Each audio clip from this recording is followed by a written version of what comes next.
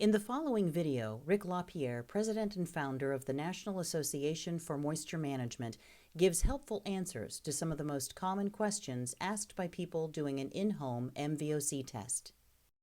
Why do you recommend this type of home test? We recommend the VOC, which is Volatile Organic Compound Test, from Prison Analytical for a couple reasons. The main reason is that anyone who has any type of immune issue can be affected by elevated levels of VOCs. And it's also able to help us discover if there's any live moisture issues in the structure. Who would benefit from the test? As I just said, anyone with an immune issue will benefit from a VOC test, but also healthy people are affected by elevated VOCs. When there are elevated VOC issues, it's very easy and inexpensive to reduce them, so it's really worthwhile to have this test. Can you give an example of what can be done when there are elevated VOCs? Let's say it shows us that there are elevated VOCs from paint, which is being stored in the basement or an attached garage. You know, when you open a can of paint, there's a layer of film of hardened paint, but you didn't see that when you opened it up when the can was new. What happens is the air is coming out, so the VOC is coming out. Well, to prevent VOCs from being released from the paint can, after you use it, put the cover back on, make sure it's on, then use a drop cloth or something, flip the can upside down, secure the covers on so it won't spill, of course, and then when you store the paint that way, the paint will actually seal the cover from inside and you'll have no VOCs. Is the MVOC test done to show us if there's an elevated mold issue in the house? No. If the MVOC test comes back with a severe or elevated level, then it tells us there is most likely some type of leak or moisture issue occurring inside that structure. This could also mean you have a mold issue, but this test is only showing live mold VOCs.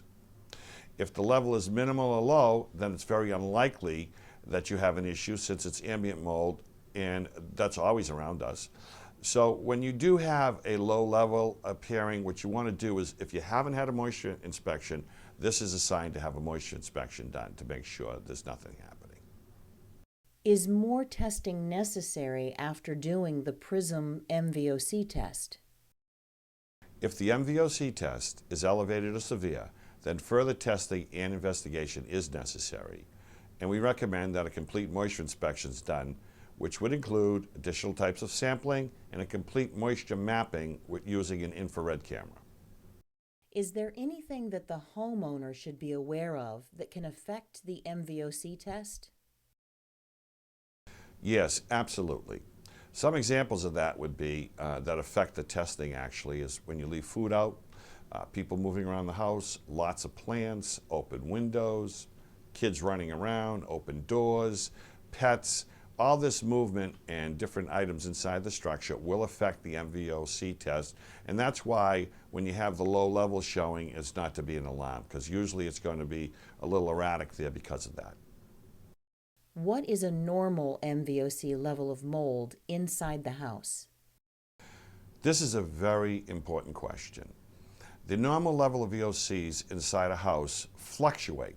Because of the climate, environment, and outside temperature, it's very difficult to set a normal level. And as I said in the answer to the last question, the previous one, there are a lot of factors that might change that level when it's in a low level.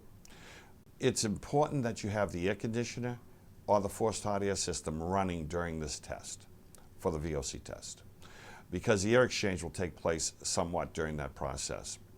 It's also important to know that mold only emits spores into the breathing space when their environmental conditions are right, and different species of mold sporulate at different times. So you could actually run this test. The mold's not sporulating, so it's not really showing you those live mold spores.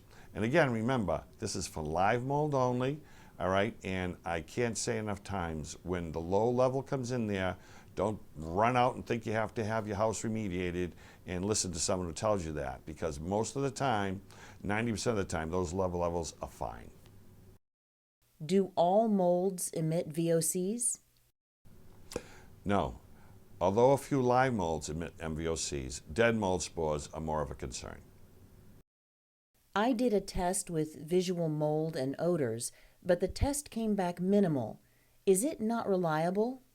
Okay, the test did exactly what it was supposed to do, and that's to measure MVOCs from live mold. This is a situation that definitely needs to have remediation done in the structure. Most likely the cause of the moisture had already been taken care of. It's important to know that there's still limitations with equipment that is used in measuring MVOCs. And the odor is what we call a low-level VOC, which is not going to show up on the test on the MVOC test result. Again, I want to remind everyone that the main reason for conducting VOC testing at this time is to make sure that the indoor air environment is as clean as possible, and also a side benefit is that it opens this door for further investigation, sometimes regarding the MVOC test results.